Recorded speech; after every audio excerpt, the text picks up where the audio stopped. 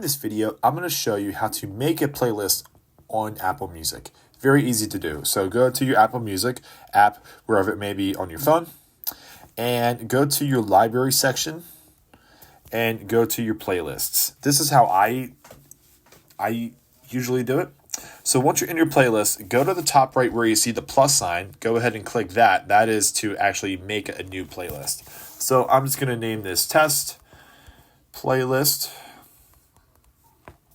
and show my profile and a search. We're just going to hit create. You can choose to make an album cover for it, put a picture there. I'm not going to do that. So go ahead and hit create. And this is the playlist here.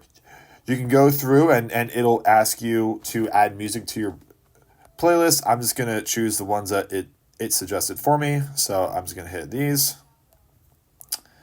And then what we can do is just go back to your playlist area. And your playlist is right here. As it says test playlist, it's right there for you and ready to go to listen to music. And that's how you do it. Hope you guys liked the video, and we'll see you next time.